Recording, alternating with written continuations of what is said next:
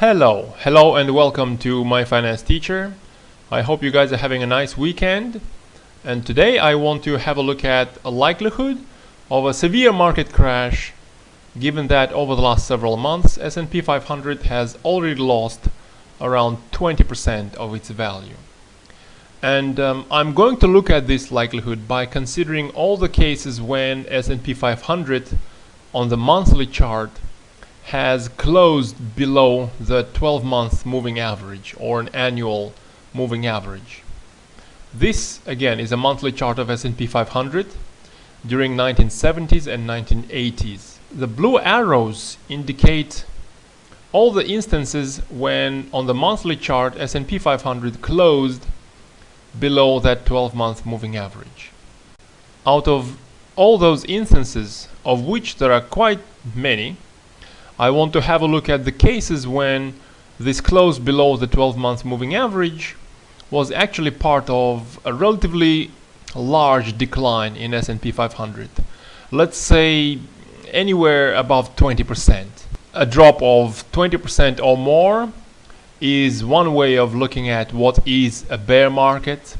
So let's have a look at this likelihood of experiencing a severe bear market, given that S&P 500 has not really performed well over the last several months. Now, looking at this period in 1970s and 1980s, there were actually 8 instances when S&P 500 on the monthly chart closed below the 12-month moving average. But not all of those 8 instances were part of a relatively severe decline of 20% or more. There were actually only 2 of them.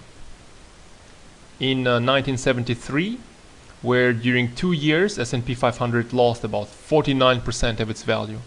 In early 1980s, where in 1.5 years or so S&P 500 lost about 27% of its value.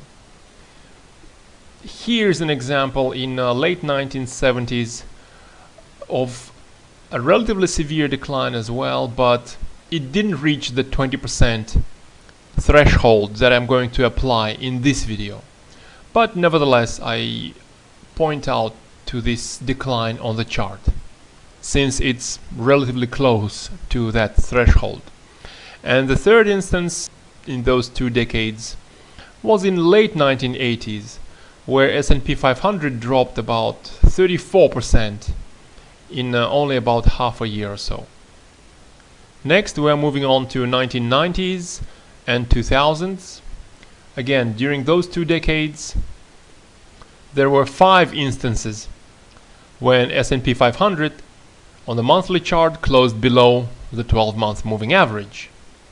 Out of those 5 instances, S&P 500 dropped by 20% or more 4 times.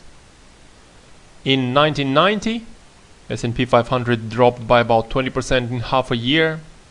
In late 90s, it lost about 22% in half a year.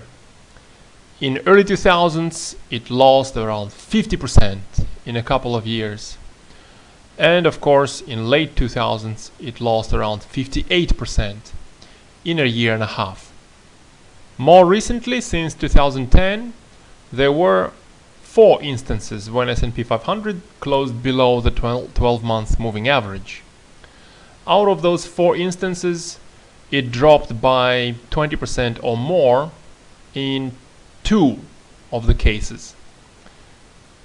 In 2011, it dropped by about 22% in half a year, and over the last several months, it dropped by about 20%.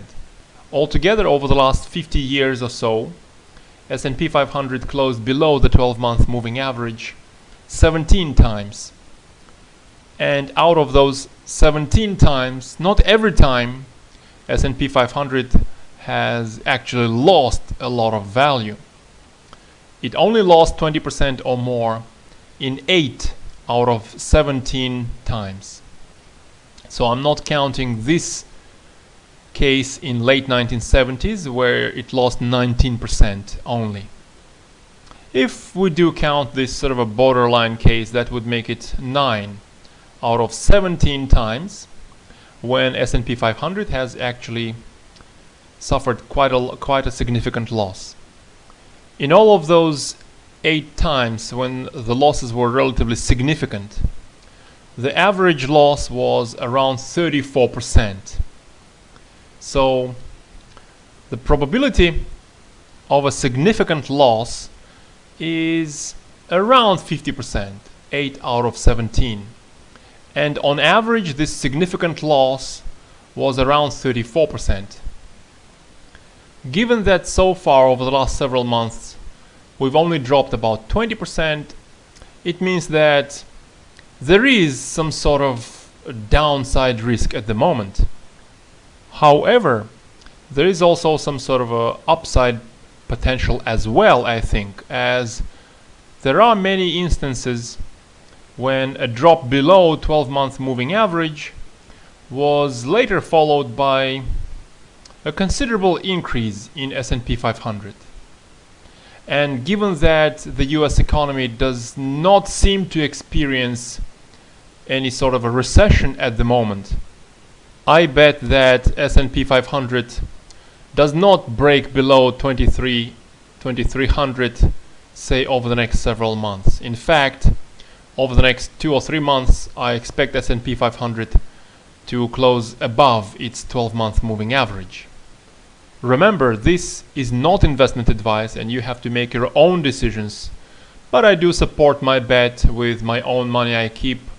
I still keep the QQQs, the triple Qs, which I bought at an average price of around 161, and the current price is about 165. So I'm only into a very modest slight gains on that trade. So that is my opinion. Let me know what you guys think in the comments below. Are we going to see a retest of the recent lows on S&P 500? I do read all of the comments as I'm quite interested in your opinion. And remember to hit the like under this video and subscribe to the channel if you haven't. Again, have a nice weekend.